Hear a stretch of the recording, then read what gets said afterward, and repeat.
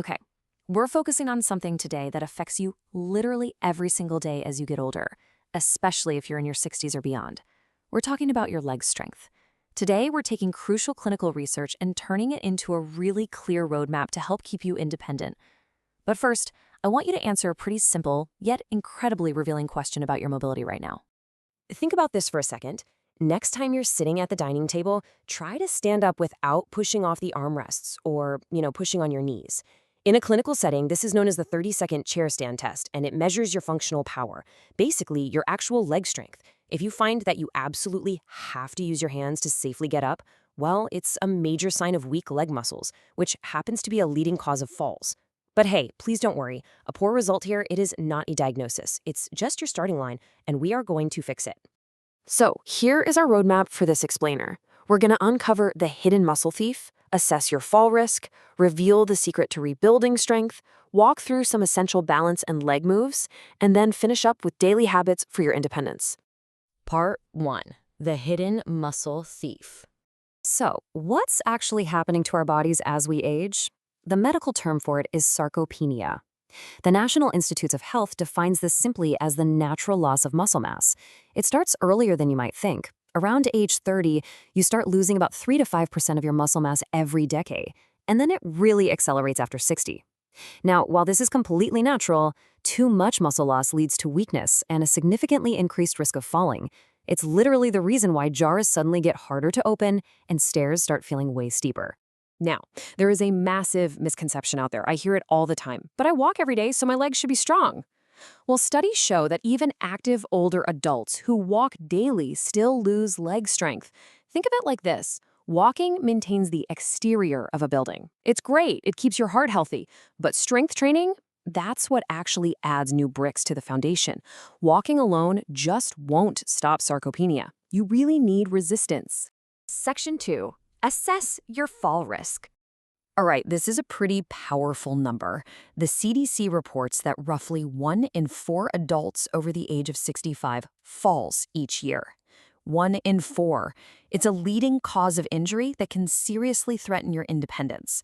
But please, do not let this statistic make you anxious. Because true independence is highly achievable. A fear of falling absolutely doesn't need to rule your life. Improving your strength and your balance is entirely possible at any age. We just need to figure out exactly where you currently stand.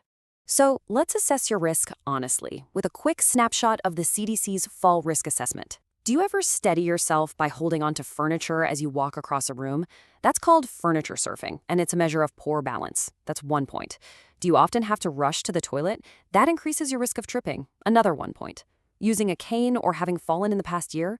Those are 2 points each. Now, if you score 4 points or more, it is no reason to panic. It just means it's time to speak with your doctor about a solid prevention plan. Part 3. The secret to rebuilding strength. Now, this is where so many people get it wrong. A physiotherapist recently shared a story with us about a 65-year-old patient named Grace. After an operation, she pushed herself as hard as she possibly could every single day to get her leg strength back. But she didn't get stronger. She just got exhausted. Why? Because during exercise, you're really just drawing the blueprint. During your rest days, your body becomes the construction crew, building that real strength. You absolutely must give your body 2 to 3 days of rest a week. When Grace finally slowed down and rested, she actually tripled her walking time in just 3 months. Section 4. Essential balance and leg moves. First up is a super safe, gentle move called quads over roll. This builds the specific stamina you need to climb stairs and to safely maintain your performance in something called a walking speed test. Here's how you do it. Lie down with a rolled-up towel under one knee. Then engage your thigh muscle by pressing the back of your knee down into the towel. Your heel is going to lift slightly off the ground. Hold that for 5 full seconds, then slowly release.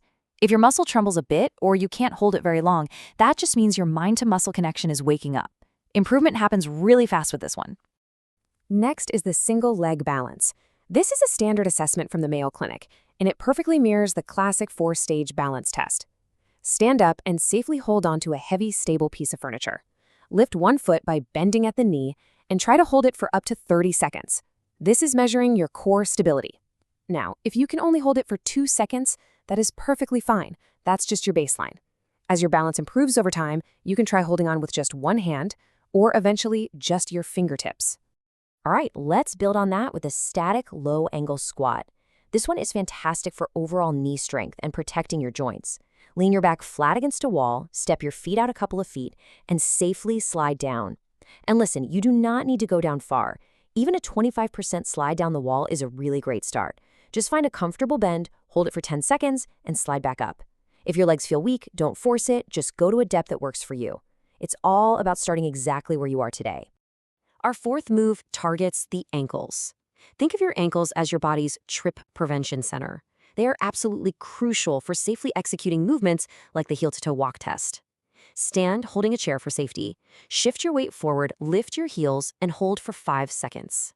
Then, rock back, lift your toes, and hold for another 5 seconds. Lifting your heels strengthens your calves for much better walking endurance. And lifting your toes, that strengthens your shins, which is critical for making sure your foot clears the ground so you don't trip on a rogue rug. If you wobble at first, just grip the chair a little tighter. Your stability will absolutely grow. And finally, Section 5, Daily Habits for Independence. Because, exercise is really only half the battle. You have to fuel the machine and clear the path. The NIH suggests eating about 1.2 grams of protein for every 2 pounds of body weight to fight sarcopenia. Remember, protein builds the muscle. Next, take a literal walk through your home. Remove those loose throw rugs and add nightlights so you aren't trying to navigate in the pitch dark. Finally, review your medications with your doctor, as some can cause dizziness and, unfortunately, drastically increase your fall risk. So what is one step you're going to take today? Are you going to try that 30-second chair stand test right now? Or maybe you'll just commit to giving your legs a proper rest day tomorrow. Remember, strength and balance can absolutely improve at any age as long as you have the right evidence-based approach. Invest in your independence today, speak with your healthcare provider if you have any concerns, and just ask yourself, what could your mobility look like 6 months from now if you start laying down new bricks today? Thanks so much for joining me on this explainer.